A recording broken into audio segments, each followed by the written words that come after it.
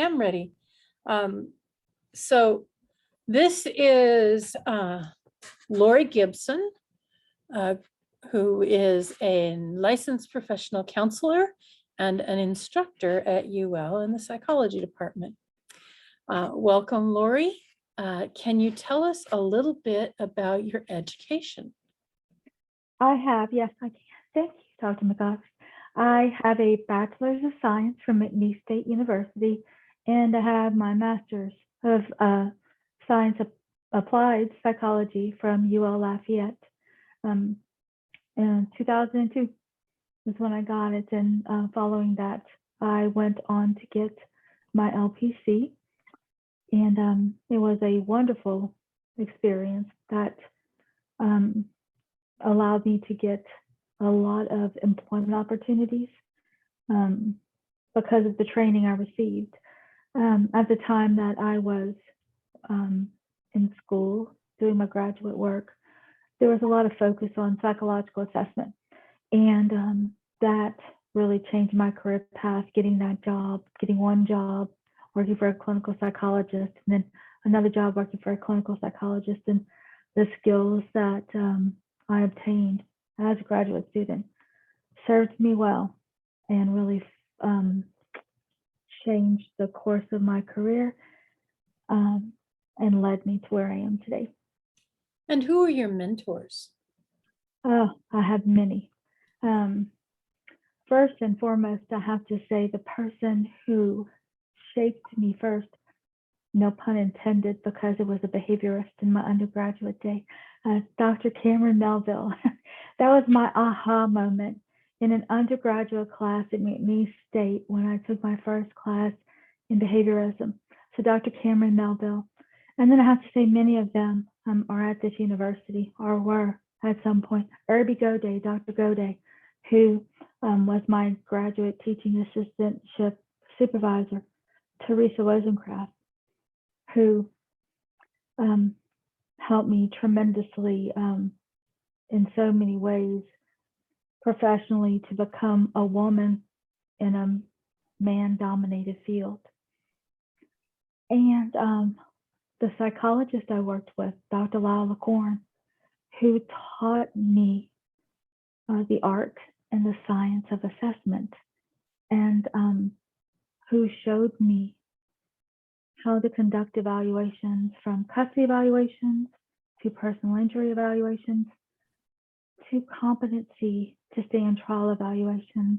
And I had the honor and the privilege of working with individuals who came to us from prisons, from Angola. And David Greenway, I have to say, impacted me tremendously because he helped me understand how to work with these humans and how to collect data in these situations. And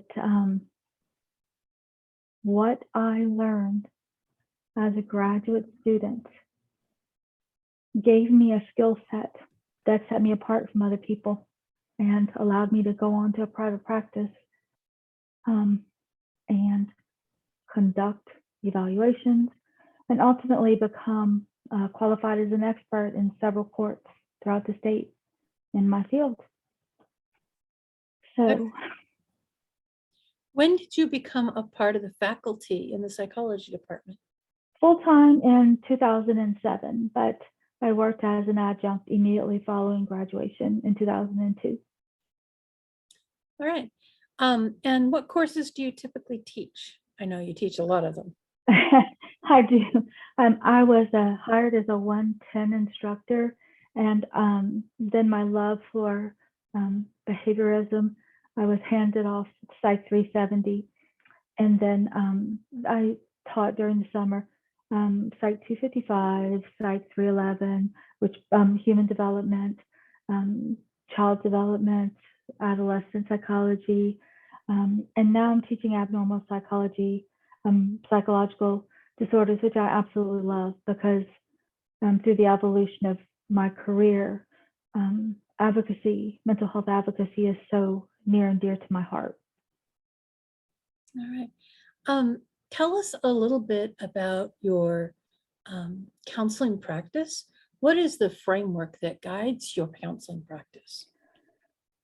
Well, initially my practice focused primarily on evaluations that were court referred. And it has moved away from that, but the framework that guides my practice would be the best interest of my client, of course, you know, always first and foremost. I would say that I'm not practicing nearly as much as I was before, because I would like to take the skills that I have there and invest them in our students here. But first and foremost, any counselor, it's the best interest of your client all the time. Are you doing any research? Yeah, Zach, well, I have done research, and I'm so delighted to say that I had the honor of working with Dr. Wozencraft, Dr. Teresa Wozencraft, and Ms. Monica Chozan in the area of child custody evaluations. We published our research, and we still have some more to go on parental alienation. There's still some data out there, but really where I'd like to go with research is in the area of what resources are available to individuals with mental health disorders, and most importantly, how can we remove the stigma that's attached?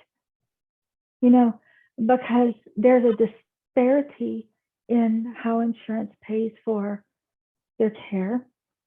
There's a disparity in how long they can stay in the hospital. And so I want to know how we can change the system. And we have been at this university, and several of us in this department, looking at how we can do this since 2015. We've submitted a proposal. So we've been trying to do this for some time. And so we know that there's a system, and we know that the system's not working right. And we have a plan for how we should change it. But I want to say, we know the number one thing that predicts, or one of the number one things that predicts a better outcome, is support systems. And that's where we're so fortunate in our area, is that we're good in South Louisiana about supporting others, about support systems. So that's where I want to go. Like I said, number one for me is always about the best interest of the individual. Mm-hmm. And you look at our campus, Dr. McIvers, and you look and you see at all of our student organizations and how wonderful they are in their outreach. Mm-hmm. And so that's where I want to pour myself into that, because, you know, it's about helping others. Mm-hmm. You know, I believe that you're involved in the NAMI group on campus. We, until pre-pandemic, we were, and you know, that I have to say our students, as you know, are fabulous, and they are so wonderful at, you know, doing these activities, and their Hold On to Hope, the backpack, or the backpacks across campus. Yes, they're fabulous. And the NAMI has soon, that was suicide prevention, and soon they have their NAMI walk. But I will go with the students to that. Then in November we'll have the Out of the Darkness walk, which is suicide prevention. But yes, but NAMI is the NAMI on campus that was started. Dominique Rosado, that's her, you know. But she's worked so well with our department. And see, that's what it's about. It's about reaching out to others and getting involved with communities. And then you start the community level, then you move to state level. And that's where I want to invest myself, because we know that's what works. Mm-hmm. That's what works. And showing our students, hey, you make those connections. So we have great students who are so motivated to do that. And I'm also, I have to say, involved with Dr. Bros, actively moving forward the grief organization. Yeah. Yes. Actively moving forward is an important component on our campus, I think. Yeah. Oh, yeah. Absolutely. All right. Is there anything else you'd like to talk about today, Lori? Just that it is such an honor and a privilege to be able to work with the students because learning is such a dynamic process. And it's a flow, it's a free flow. And to see the resilience of our student body and everything that they've gone through every day, they inspire me. They do. Indeed. They do. I'm often inspired by our students as well. I appreciate you taking the time to talk to us today. It's been a delight to talk with you. So thank you. Thank you.